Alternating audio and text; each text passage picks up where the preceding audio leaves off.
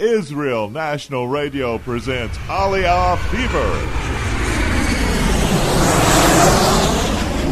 נוסעים נכבדים, ברוכים הבאים לישראל. I'm going back. I'm going back. I'm going back to Jerusalem, the place of my birth, where the heavens meet the earth. Back to Jerusalem.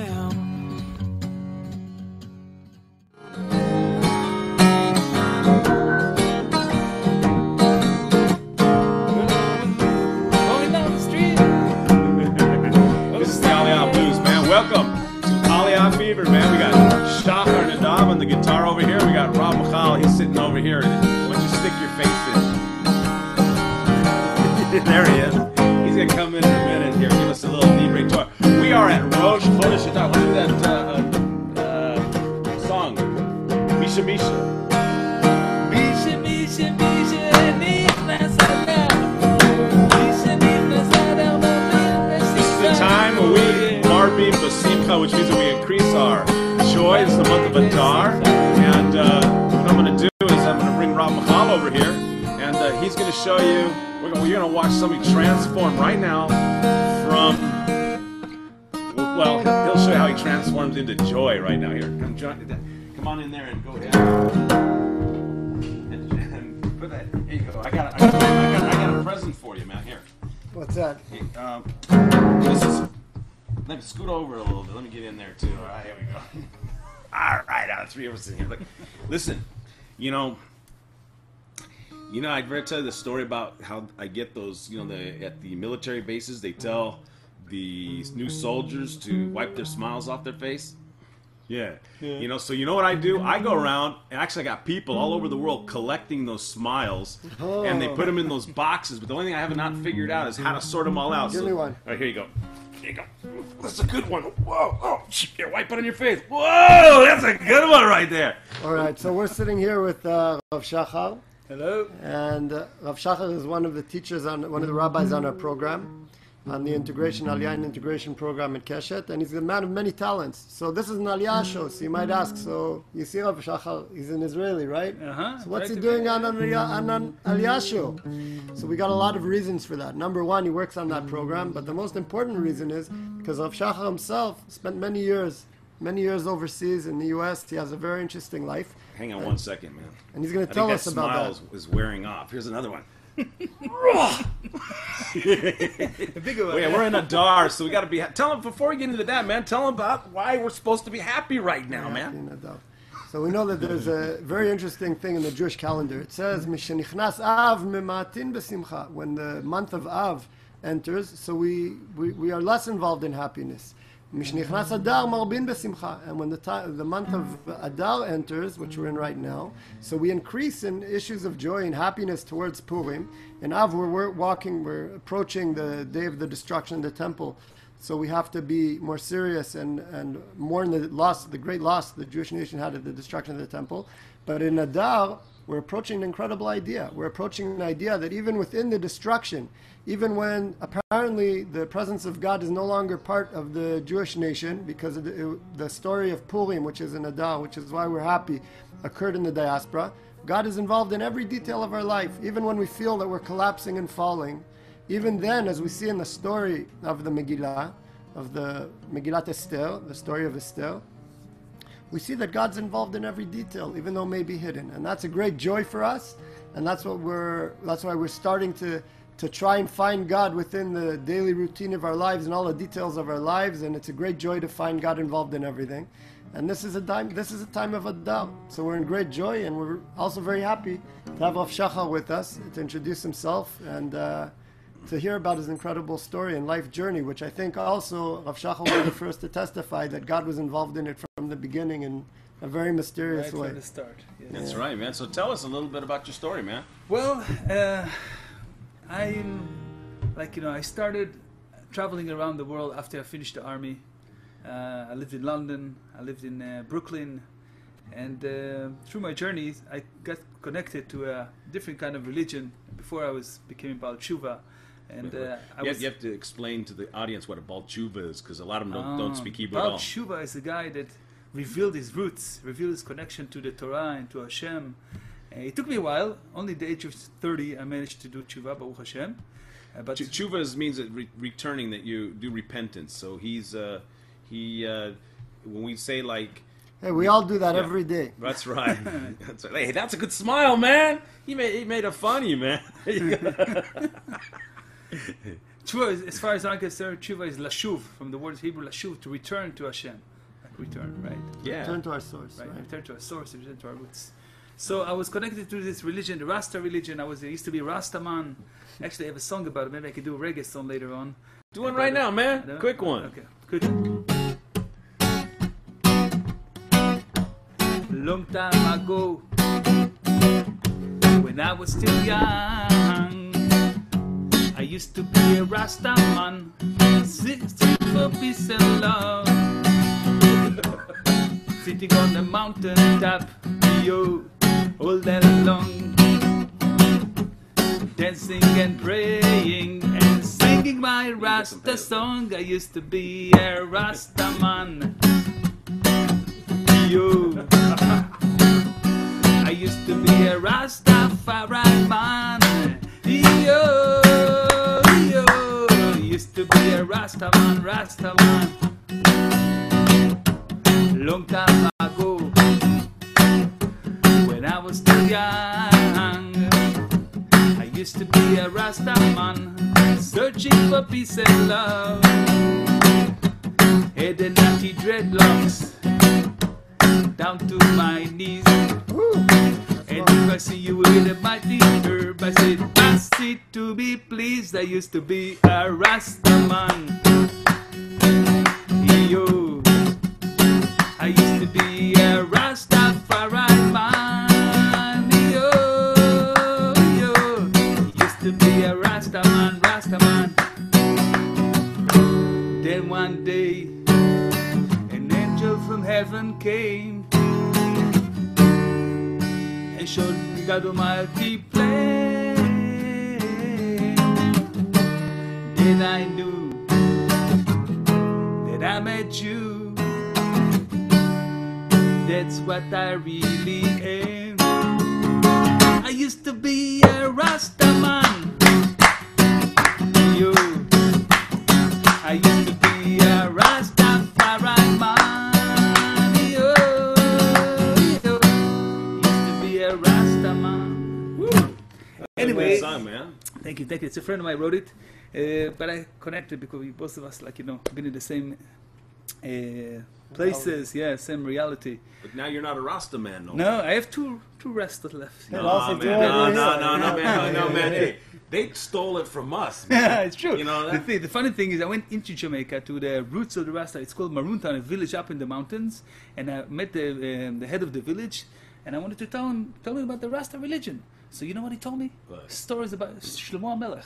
Woo! Remember the story of the baby, cut him to half? I remember it from my days in school. And suddenly I said, hey, this is my Shlomo HaMelech, not yours, you know. That's what I think was the beginning of starting going back to my roots, you know. So wait a minute, you went out of Israel. Why'd you leave Israel? Well, after the army, I wanted to go out a little bit, have some relief from all the, serving in the army was a little bit tight, being a lot in Lebanon and Gaza. So I wanted to have some fun and enjoy myself. So, traveling was a good idea. Hey, Hi, how Annie. you doing? That's Rob Shachar, his wife just showed up, his holy wife. Mm-hmm. And she's actually an American. And, that was kind of part of his journey back, is that he met his wife and they both came home. They met actually in a whole nother place. Where'd you guys meet? Yeah, well, actually, we met on the Andean Mountains in Peru. Wow. On a train. That's something. Actually, it was really like Ashgacha Prati. What's that? What's the Hashgacha Prati? It's providence divine. Meaning Hashem is actually looking from above and directing us, sometimes to the right direction or the right moment. And the way I met my wife is like this. Till today, I believe it was like Aliyah Navi, was a prophet that sometimes Hashem sent him as a messenger to help us out. I was on the train, and you would know him as Elijah the prophet. Yeah. So right before the train left, this little Peruvian guy, Indian guy, ticket guy, right? He came to me, Senor, your car is not here; it's in the back, right? So I said, no, it's here. He says, no, it's in the back. We start arguing. So eventually I said, all right, no, I'm going to the back. I don't want to argue. I'm a peaceful man, right? I went to the back. Wait a minute, man. so you could see for sure he was outside of Israel, and he was, what happened, man? You like lost your Israeli touch, man, and you should have been like arguing the whole deal in there, man. See that's what happens, man. I wanted to change a little bit. All right. We argue a little bit, 15 minutes. Usually Israel will argue for half an hour. I cut it down. Anyway, I went to the back car, and my wife was sitting there. The Gemara says in Masechet Megillah, before Neshama comes down to the world, before his soul comes to the world, Hashem making matches. He's like this guy to this girl to this guy, and we were just sitting in front of each other for 12 hours, and obviously with my special charm, she fell for me. Well, of course, man.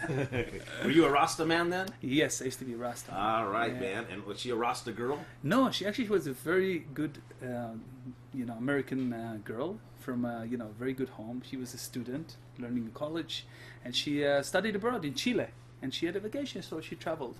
But Hashem made us, meet at the right moment. Exactly. Now, see that you went from Rasta man now to holy man. Baruch Hashem, yes. Actually, you were always a holy man. Just that, you had to grow in. You had to get the right things grown in the right places. I think Hashem marked me like a long time ago. It's just like I had to go through this path, to get back to my roots, so I can be stronger and take whatever Hashem gave me before and elevate it to holiness. I try. So, Shachar, you in the States, you learned music, you did a lot of things. Tell us a little bit about that. Yeah. So, after I became Baal Tshuva, I became religious at the age of 30, and I decided I want to take music into a better place, like a more professional, right? So, because back then I used to jam and play with guys, which was fun, as it is, but I wanted to take it to like more, upscale it. So I went to college and I studied music for bachelor degree. And Baruch Hashem, I got open to many, many kinds of music, like classical and all kind of history music. I learned piano, I learned vocals. And Baruch Hashem, I made 2 CDs now, and I compose, and I perform all over Israel. I had a band in San Diego, California, where we came from. And also I have a band here that we play once in a while. Okay, man, here comes the plug, man. If you have a bar mitzvah, a wedding, or any kind of a simcha, which is a joyous occasion. Would you be willing to fly overseas to play? Definitely. Oh, there you go, man. He will fly to your place, and he will play for you, provided you can, you come up with enough money for that. But, I want a private jet, by the way. That's a private jet. No, but all kidding aside, Rav Shachar here will play at your event here in Israel. We want to put a good plug in him. He will make your time real joyful. I mean, it's awesome. I've seen him play in person. Well, they're going to hear him now as well. I play Hasidic, I play reggae, I play blues, I play everything. Whatever you want, man. Give it a little bit of how they get in touch? How can they? Oh, they can. If you want to get in touch with them, just go to aliyahfever@gmail.com. That's Aliyah with an H. That's aliyahfever@gmail.com. Let us know that you want Shachar to play at your next simcha. How's that for a commercial? It sounds very good. All right, man. So now we're all waiting to find out. Now, how did you find your way back home? Well, the thing is like this. I got together with this beautiful student, American blonde girl, right? And we traveled together for several months. And apparently she had to go back to school. This beautiful blonde has a name? Yes, her name back then used to be Cecile. Oh. And apparently, Hashem made us to, through this process of finding my Judaism through her conversion. She wasn't Jewish when I met her. Back then it didn't matter because I was so far away from Torah and mitzvot. I wasn't connected to any Judaism at all. And thanks to her, in a way, I found my way back to Judaism, and she converted. And Baruch Hashem, we had, after several years, a nice Jewish wedding. And Baruch Hashem, now we have 6 children. Another one on the way. Man. And now what's her name? Her name now is Hadassah. Hadassah is one of the name of the Shekhinah of God. Oh, wait a minute. I think that has something to do with the next holiday coming up, doesn't it? Hadassah, right. Hadassah. What is it? Hadassah. Hadassah is Esther. There's a song about Hadassah. No, I forgot about it. Yeah, Esther is the... Esther, yeah. Queen Esther is the theme of the main character in the Purim story.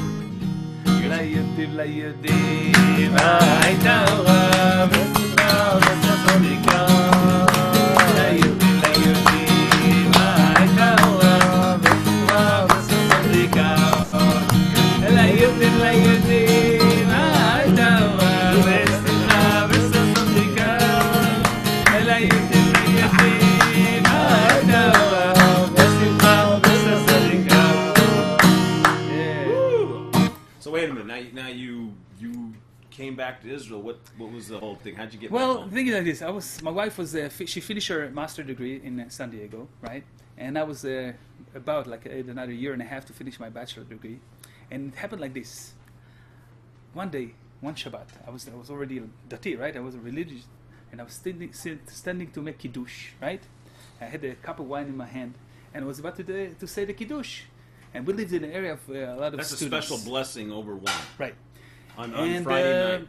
yeah, and suddenly And in the Saturday. middle of kiddush, I hear like this crazy electric guitar, someone playing like heavy metal, and I couldn't speak. I couldn't hear myself saying the kiddush. And for 50 minutes, I was standing like this, trying to do kiddush, and I couldn't do it. So I told my wife, you know what? It's from Shamayim, from heaven. They're marking us. This is not a good place for for us. We need to move to a place that I can say kiddush properly, right? So we decided back then that was the first thought that came up to our head, that one day soon we should make Aliyah, and so we could feel like free, like doing our mitzvot and Torah, keeping our religion, and without any hassles, right?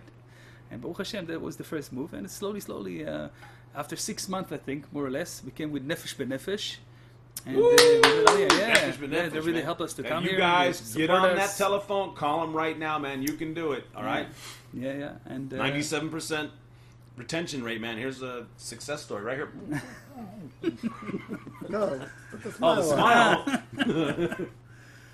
So Baruch Hashem, we were on an airplane after about 6-7 months, full of Jewish families that coming to Israel making Aliyah all together. Like what Nefesh B'Nefesh does, they rent an airplane, and all the airplane full just with Olim Chadashim, with new immigrants that come to Israel and settle down in Israel. And it was about 10 years ago. And since then, Baruch Hashem, we found our place. It took us a little bit while to get settled down, but we found a beautiful moshav like up in the Golan in the north. And a couple of years ago, I was planting fruit trees in my backyard. That was such a great mitzvah of like settling down in Eretz Israel. The Gemara says that even Mashiach comes, right? The Messiah is coming, and you planting trees in Eretz Israel. You should tell him, wait, let me finish planted, and I come to receive you, right? So that's how important it is. That's it, man. And we feel very happy, and we feel connected to the land. It's different, very different. After 10 years of traveling all over the world, Eretz Israel, like you feel the Grisha. I've been in beautiful places, in the most random place, like in the forest of Brazil, and all kind of waterfalls, amazing places in the Andes Mountains with snow and everything. But something was missing, and only when I came to Eretz Israel, I figured the thing that was missing was the Kedusha, the spark of holiness. God is actually always here, watching us, and we feel Him all the time. It wasn't easy in the beginning, but Baruch Hashem, we found our place and our roots connecting to us, and we connected to our roots. That's right. He just remodeled his house. What you're seeing is just a little part of his house here, but it came out beautiful. It's just like a country cabin here. Yeah. It's really nice. And also, too, we call him Rav Shachar because he is one of the rabbis at our Aliyah integration program. And this is actually the team. We're the team that's on the program that making that happen. So if you're a young Jewish man who's 17 to 20, between that age range there, and you would like to make Aliyah and get prepared for the Israeli army, go ahead to jointheisraeliarmy.org. That's jointheisraeliarmy.org. And you can sign up for a free webinar where you're going to meet actually a student of ours, his father, because we want to get a parent's perspective, and a former student of ours who went through an elite combat unit. So go ahead, go to jointheisraeliarmy.org and sign up, man. We'll see you over there. So anyway, yeah. And you One can more, learn, one more thing yeah. we can add on is that Rav Shachar also was a kickboxer, so That's right. He's been taking kick. He had his first he can tournament play last he night. can Last play- night, actually. Yeah. how'd He it go? got kickboxed It was a little himself. hard. I got beaten up a little bit, but that's the only way to learn. You fall, you get up. He's you new fall. at it. He got himself with some big old guy with muscles man. like this. I thought I was big, until I got to this ring. It happens. It happens. Look, they put on protective gear, and he's okay. Yeah, I survived. That's Yeah, he's going to be back though. You're going to go get him next yeah, time. definitely. He's going to have to learn a few things, Mhm. and then I'm he's gonna going to come teach him back, lessons. and he's going to go show that guy a thing or two, Yeah, right? I'm Yeah. not- this is an open, account with this guy. Yeah. So anyway, we like to talk about have our guests always give a message to those Jews out there that are hanging on the fence and trying to think, well, can I make it over there? Especially now, Rav Shachar here comes from the perspective. if you are an Israeli, you were born here, you spent your life here, or a small part of your life here, a lot of part of your life, and you went out, he came back. You know, he's a lot like a lot of Israelis who come back. There's a term for that. What's the term? Allah did it. And there's a toshav chozer, which is an adult that returns, and there's a katin chozer. It's someone whose parents are Israeli and they have Israeli citizenship, but they grew up most of their lives overseas. That's what I also was in that situation, part of the, and we get a lot of students in that situation as well who come to the pre-military academy here at Keshet, and they prepare here. They not only have an Israeli citizenship at the end of the year, they become Israeli and they join the army, and it's what do you have to say about that type of situation? You know what? I will bring the point with a song, okay, and then maybe I will say a couple of words. The song, it's actually one of the blessings that used to be in the Holy Temple.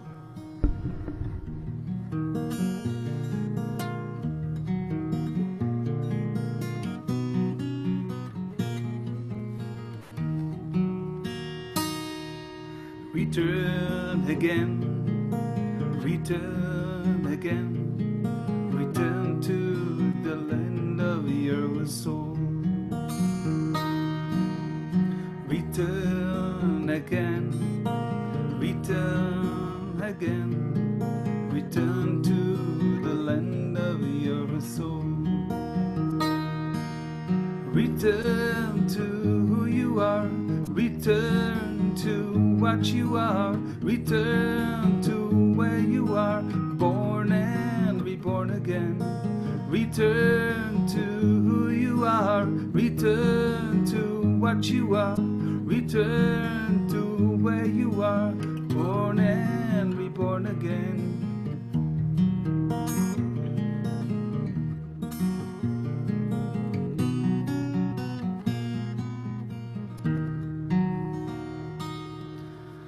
Well, the message I want to say is like a Jew belongs to Eretz Israel. There's no doubt about it. A lot of the prophets talked about it towards this time, our area of time. All the Jews eventually will come to Eretz Israel. And I think it's happening soon, because if you think about it, 200 years ago there were barely any Jews here. 100 years ago, even 6 years ago, there was only 500,000 Jews. And suddenly you see 7 million Jews living here. My grandmother, her grandmother, she came from Yemen, right, on donkeys. That's how they were longing to come back to Eretz Israel. It took her 3 years to go through the desert. She lost 8 of her children through this journey. It wasn't easy. She got to Egypt. From there they took boats to come to Eretz Israel, and they settled down next to Yerushalayim. And today, it's so easy to come to Eretz Israel. You just need to have a set of mind, knowing that, trust God, that He will help you to find yourself here, help you with your economy, like to find a job, help you to find the right people, the right society, the language. My wife, when she came here, she barely knew to say shalom. Now, Baruch Hashem, she's a teacher. She speaks fluent Hebrew. She's very happy here. She said she find herself really connected to the land and to the people and to the culture. It takes time, but eventually, everybody find their little niche in Eretz Israel. So the time has come, and this is the time. All right, man. So hey, why don't you wrap it up with a song? So we're okay. With a song. Okay. את השם בשמחה, ידעו את השם בשמחה, באולפן אבירנה לבד אבירנה. ידעו את השם בשמחה, ידעו את השם בשמחה, באולפן אבירנה לבד אבירנה. אוי, די די די די די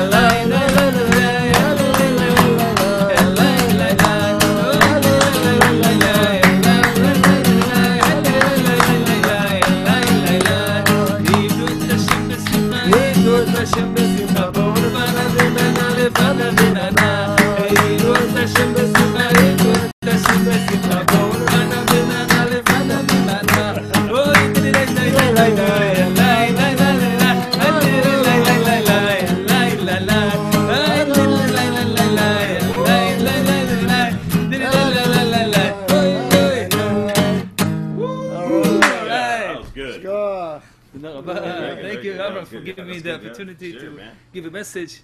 And Bezrat Hashem, we should all see you here very, very soon.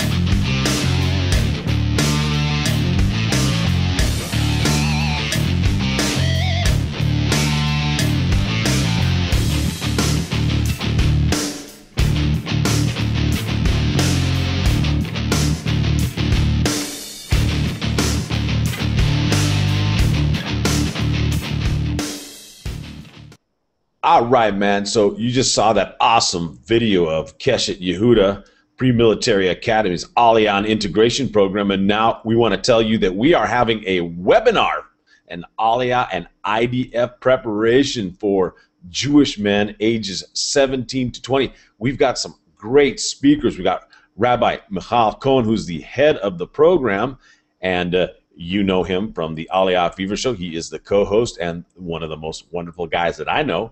And we have Yaakov Frisch, who's a student that's currently in our program, and Robert Frisch, who is Yaakov's dad. So you're going to be able to hear from the perspective of a parent. And we have Hanan Lieberman, who is a Keshet graduate who has served in an elite combat unit. So those of you who are interested to join us on Sunday, March 17th, 2003, 7 p.m. Israel time, 12 p.m. Eastern time. Go ahead to jointheisraeliarmy.org and register. It's free. That's join theisraeliarmy.org and register. All right, now for Aliyah Fever, you're going to see a clip coming up in just a moment here, and they are a great organization. They are ready to help you find information that you need to help you make Aliyah. All right, go to aliyahmagazine.com, join the community, join in the fun, and just another portal for you to find your way home.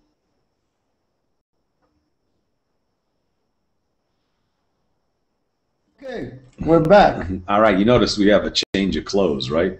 Actually, we have a change of background. It's our new flag. How do you like that? I mean, it's big. It's really big. I know. I like it. And I'll tell you, it really suits the time right now because if we were to walk outside, we'd see a bunch of guys dancing because it's Chodesh Adar, and the custom is to dance. Hey, wait, man. You got to do the English. It's a month of Adar, and the month of Adar is a great month for Jews because this is a month where a lot of good things have happened to us, contrary to another month we all know where negative things have happened. And in this month, we're very happy for many reasons. And one of the greatest reasons that we should be happy is if you look behind us, that's right over there, you see this great blue and white flag. And this is one of the major reasons we're happy. And it's very connected to the main festival of this month, which is Purim. Purim, the festival of, how do you call it in English? In English? I know what you call it in English. Yeah. It's called Purim. Purim. Yeah, which is you pour them, you get the cup, right? Oh, and then you yes, the cup here, so, right? Since then you get the bottle. We don't have a bottle here yet. But it's not like a person who drives doesn't drink. If you drink, don't drive. So since we're also running the show right now, we'll keep the drinks for afterwards. But the important thing is that it all connects because, as we said in the first half, we're very happy on this month in Purim because we see, one of the reasons is we see that God's involved in every detail of our life. Even in the end, if he seems to be hiding and he's not acting in a very revealed way, we don't see thunder and lightning bolts striking our enemies down and things like that. But on the other hand, we definitely do see that God's involved in everything in our lives, both personally and nationally. And this is an example. The fact that the land, the nation of Israel is independent and exists today amongst 200 and, let's say, many millions of enemies. I don't want to say the number, not to scare all of you out there, and you'll think maybe we shouldn't come. Well, I want to tell you something. There are millions of enemies surrounding us, but God gave us, the land of Israel, as Rashi says in the beginning of the Torah. Rabbi Shlomo Yitzhaki, one of the first commentators that we have 800 years ago, not the first, but one of the greatest commentators on the Torah. He says that God gave us this land. He brings a midrash. He cites a midrash, which is an older source, that God gave us the land of Israel and it's ours. And thank God, now we're here. And whether we're surrounded by enemies or not, we see God's providence. And even though it's not revealing itself necessarily these great miracles, however, here I'll show you something. You see this? Wait, let me show it to you. All right, what does it say there? Oh wait, it says Gdud 9219. That's my, or was my, since I'm an old man already, I'm sort of out of it, but that was my reserve battalion, unit, my reserve unit. And that's one of the ways that God helps us indirectly, or maybe directly. He gives us the strength, thank God, to have it, to fight our enemies using our army. And we feel that God's providence is with us, and it makes us very happy. And this is a month of looking at and seeing God's providence all around us. Yeah, what people, I think, make a mistake when they look and they go, well, why can't God just make the enemies disappear? And why doesn't God, do this or that? And they say that, well, this is all natural. Okay, so you better wipe the smile off your face, because I can talk for 2 hours about that, and I know you're not going to be happy about that. Well, hold on one second. I got a little comment. Okay, go ahead. You being a rabbi and all, you can confirm. Whoops. If you hear that little noise, I just kicked the mic. So anyway, if you hear the following noise, that's me kicking Ava. So anyway, a lot of people look and they say, well, for example, the 6-Day War, or even the parting of the Red Sea, and they've got all these quote-unquote natural explanations, right? But I think the mistake that people are making is that they're separating God from nature. And they're God is one. So it's not like there's God and then there's nature, and then, when we see these things happen, there's an old saying that says God works in mysterious ways. I don't know who said that, right? Because God does not work in a mysterious way. God works in the most natural and obvious ways, and because he is nature. I think it's a misquotation, because in Hebrew it says nistarot darkei Hashem. Nistarot means hidden are the ways of God. Mysterious is another way maybe of translating it, but what does it mean, nistarot darkei Hashem, hidden? It means exactly that. There are two types of in Hebrew it's called hanhagot, of ways which God can relate to the world. In the desert, when the Jews left Egypt, God was in a revealed, it was called hashgacha gluya, very revealed providence, where anyone who wanted to see if God existed, all he had to do was go to the tabernacle, and he saw evidence, miracles, right? And then there's hashgacha nisteret, which is it's hidden providence. And that's a type of providence that some people may say we're living in revealed providence today, since it's amazing that we're achieving all that we're achieving, thank God. However, there are no boom, like we said, lightning and thunder and lightning miracles that just blow our minds away, because God is in that sense is hidden. Now you might say, well, then we're in a lower level generation. If God doesn't reveal himself to us, maybe we're on a low level. And Rav Kook explains to us it's exactly the opposite. It's exactly the opposite. If God has to show himself in order to prove he exists, that means we're like little children. We don't know where you are. We don't believe you exist. All right, so I'll have to reveal myself to you. But wait, so yeah. An adult, he has a brain. He's got experience. He knows that not everything that he sees is exactly what it appears to be. He sees the sun moving across the sky, but he really knows what's happening is that the earth is revolving. So not everything we see is exactly the way it is. So we have the ability to find God even within nature, even within when he's hidden from us. Well, isn't that interesting? The fact that we're talking about the hiddenness of God, even though we're saying that God and nature are one, it's all one, we know that. But that's exactly what the next holiday coming up is Purim, and that's the exact main theme of that is that nistar of God, the hiddenness. Because in fact, the main character, one main character's name is Esther. And Esther comes from that word of what you were saying. Haster, right. Astir panai. I will hide my face on that day. And that's why we wear costumes, right? We wear costumes. Yeah, man. Here. I don't want There's that. There's that pirate hat again. Oh, there we go. Anyway, hey! It's back to you again. Wait, hang on. Hold still. I'm gonna give you some. Look at that. What do you think of that? Oh, you look good. Yeah. Here, you need to go snorkeling. And what we do now, why do we wear the costumes on Purim? Oh, I don't know. There are I think there are quite a few explanations for that, but I don't know any of them. So why don't you tell me? Oh, hey, you're the rabbi. Not anymore. He's made me a devil. There you go. Oh, I'm sorry. Here, let me fix you with the get to the right one. Okay, now go ahead. I don't know if angels have to go swimming. Why not? They can go underwater too. If those who are listening that aren't tuning in to the video broadcast, we're actually playing around with a feature that has little graphic images that we can put on, like costumes and things like that. So we're passing it around now. Here goes my mohawk. But anyway, to my understanding, that the reason that we wear the costumes is because that's the aspect of it's along the theme of the hiddenness. Okay. I mean, am I allowed to venture into deeper ideas here? Or is it not? Hang on, you got your snorkel. You do have your snorkel and mask on, so I think you can go into deeper ideas. Oh wow, yeah, and I'm debating because sometimes I get the idea that not always overseas, the hundreds of listeners that we see are listening. Not all of them are necessarily from within the fold of, let's say, the Jewish nation, and that's fine. However, there's some ideas that maybe should not be expressed in depth. So let me just say it very simply. Okay, there that's you right. go. If you want to look deeper into certain ideas, what you'll see is that the idea you mentioned that Purim is got to do with the hidden. In other words, revealing that which is hidden.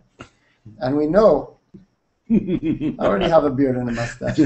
We know that on Purim, you're having a great time, aren't you, messing around? Okay. It's stuck. There we go. So we know that on Purim, we're revealing something hidden. What are we revealing that's hidden? So what we're actually doing is on Purim there's a mitzvah, a commandment for us to drink.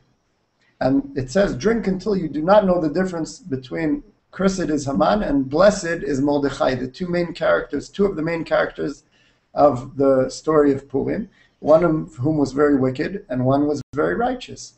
So what does it mean, drink till you don't know the difference between the two?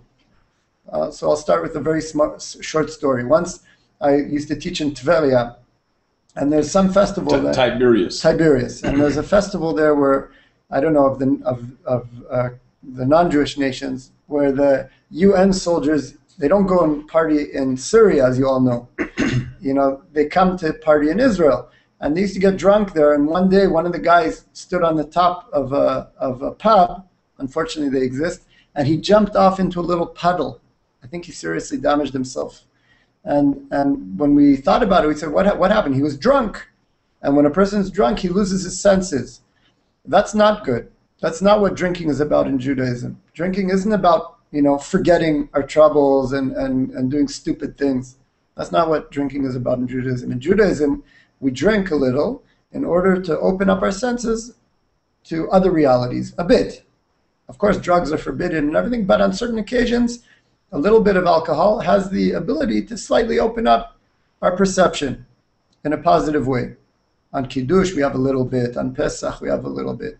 On Purim, we have a lot, because we're expected to reach a much deeper perception. Just to let you know that Kiddush is like we mentioned earlier, is when we make a blessing over grape juice or wine on festivals, Sabbath, and also Sabbath, and also you said another Hebrew word, Pesach. Pesach is Passover. Okay, so we drink a little bit. On Purim, we drink more because we're expected to reach a slightly deeper understanding. What's this understanding that we're supposed to reach? Okay, so again, the halakha tells us someone who drinks a lot and behaves negatively should not drink. Halakha is the Jewish law. The Jewish law tells us if we know someone's going to drink a lot and he's going to start vomiting and he's going to behave like a beast, it's better for him not to drink. If someone's going to drink, the secret within comes out. If inside I'm an animal, I should keep that inside of me. I shouldn't reveal it. If inside of me there's a lot of Torah, a lot of holiness, a lot of good, then I should drink, because what's going to come out? All that good. So that's a rule of thumb to keep in mind. But what am I revealing? Again, what perception am I trying to understand on Purim? So that's exactly the idea. I can't tell the difference between evil and good. That's a horrible reality. If I live in this world and I can't tell the difference between Haman and Mordechai, a righteous man and a wicked man, that's not good. And the answer is, you're right. All the days of the year I should be able to know the difference between good and evil. When I go to the army and I'm facing a terrorist, I shouldn't start thinking, oh, look, he's a good guy. He may be a good guy in his country and his land, but right now he's my enemy and I have to treat him as such. But when I am on Purim, I change my glasses a little. I take off my glasses of the average world. Hang on once, I'll get you some new glasses. There you go. And what I do is I look at the world from a different perspective. I look at the world from the perspective of a much higher reality. where I realize that good and evil are both servants of God. In other words, in my regular day reality, Haman and Mordechai are two separate type of realities that clash and conflict, and they never go together. They have to battle each other, and the battle between them strengthens good in the world. The battle between good and evil. However, once a year on Purim, I want to go a step higher. I want to realize that the evil is also a servant of God, and I can only reach that awareness when I sort of leave this world, when I'm drunk. Because when you see evil in this world, it's wrong of us to say, oh, it's a servant of God. We have to fight evil. On Purim, we take a step back or higher up, and we say, it's true, it's evil, but in the end, I have to recognize that this evil also is fulfilling a purpose in the world. Okay, that's a slightly different perspective, perhaps, on the idea of Purim. I don't know if I got to the question we asked in the beginning, but, God is hidden in everything, even in what seems to be negative. I think you did a good job. I liked your costumes, too. Well, that's solely due to you. I appreciate it. Actually, it was courtesy of Google Hangouts. But thank you. One of the things we want to mention right now, and I'm going to show you a little video in a moment, is about we just had a couple guys make Aliyah into our program. We had an Aliyah party, which was fabulous. Yeah. Really nice. And you'll see there's a lot of celebrating going on over there. It's amazing when these young men after high school choose to come to Israel to make their lives, and they come to us. We have the honor of having them come to us and go through our program to help them to integrate into the Israeli society. They do a fabulous job. A lot of them come with very little English, very little Hebrew, and then they come out of here and they're integrated. They have friends and they have new family and they have the mentality. So it's just a nice thing. And what you'll see in the video is the guys and how they do absorb our guys. And you really can't really tell the difference between who's Israeli or natural-born Israeli and one of our guys. They mix in really well. So I'm going to go after that video right now, and you'll take a look at that. All right. Go. Like I was saying, this is the main center of learning here. You want to do a little 360 and kind of give them. There aren't any guys here, like Rob Michal was saying, because they're all in what's called the Chader Ochel, the place of the dining room. And this is it, man. This is where it's all happening. A lot of learning's going on here. And these are the guys that are going to be going out after they finish their studies here. They're going to be serving the IDF, and they're going to have a good foundation to draw upon. So let's go. Come on, we're going to go into the dining room. This is it right here. This is our flag. There goes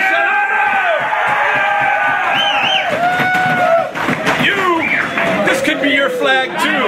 This is your flag. Just come home. We want you to come home. Right?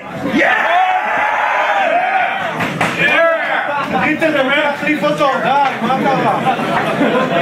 Alright, see these guys right here? There we go.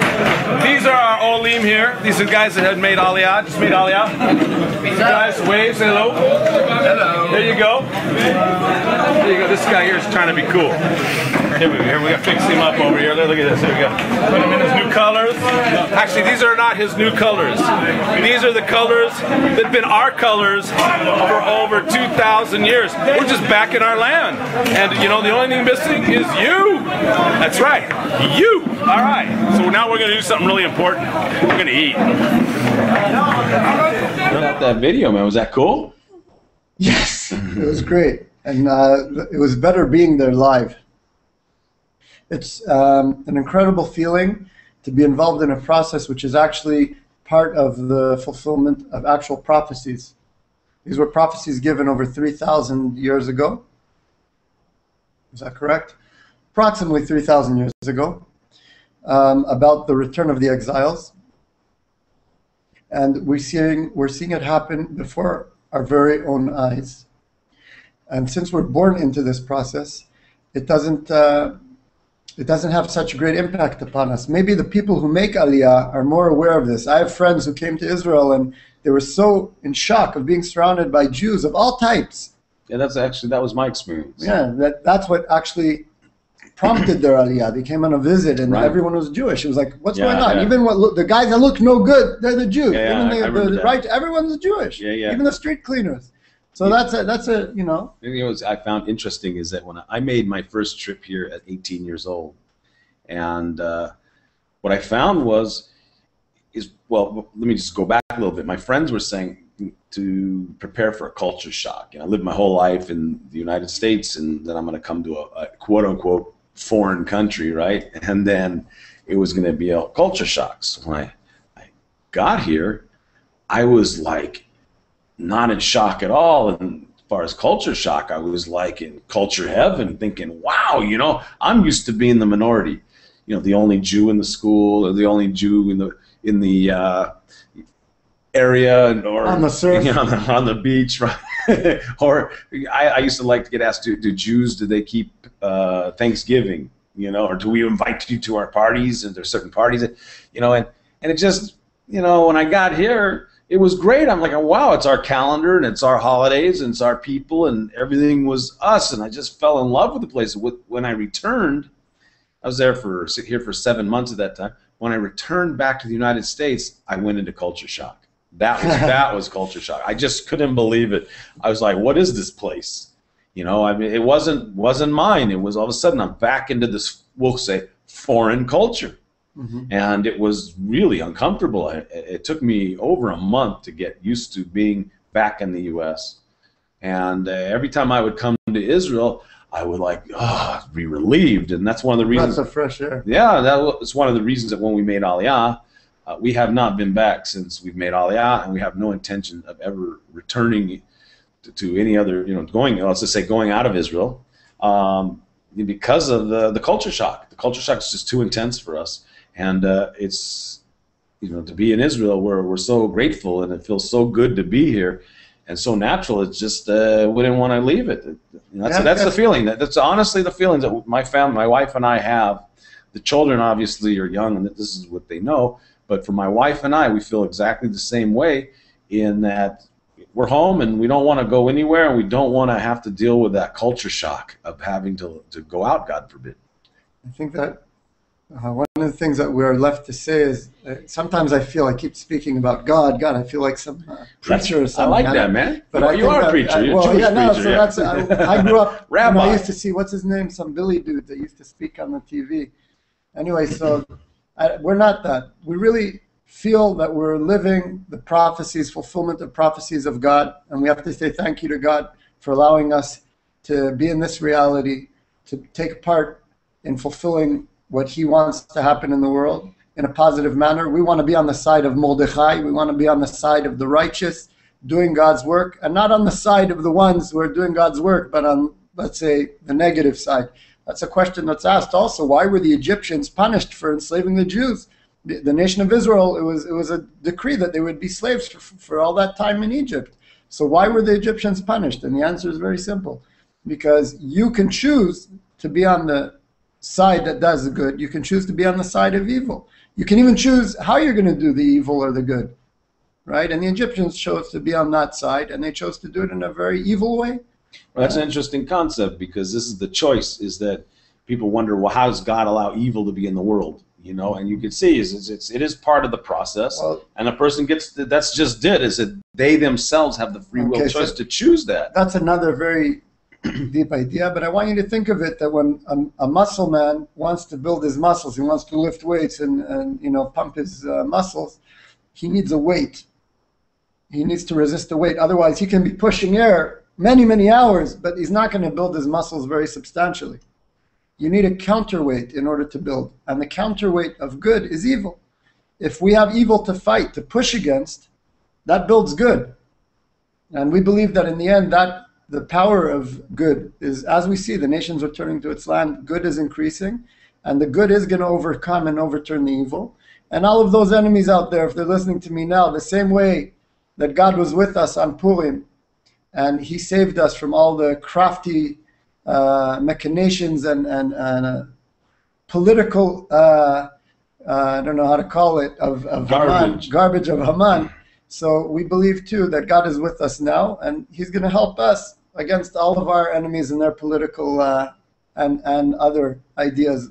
Well, he is doing that. Trying to undermine us. Yeah, that's He is for the last, since the founding of the state and even before. That's right. And it's going to go on, and hopefully, if we're going to continue to do God's will, and we're going to continue to see God's supervision. Amen. And we want to invite you, our fellow Jews out there, to come home and to join us in this wonderful process. And you can always contact us at aliyahfever@gmail.com. That's Aliyah with an H if you want to comment or you want to talk to us.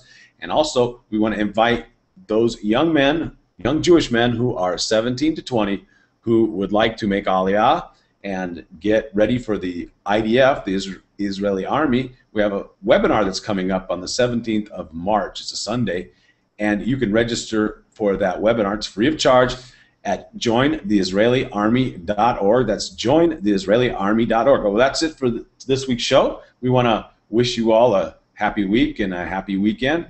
And we hope you tune in again. Happy Adar. Yeah. That's right, a happy Adar, because we got to increase our joy. And so, like I like to say to all my friends out there, I'll see you at the Beit HaMikdash. You got to believe it, just like we believe that you are going to make Aliyah.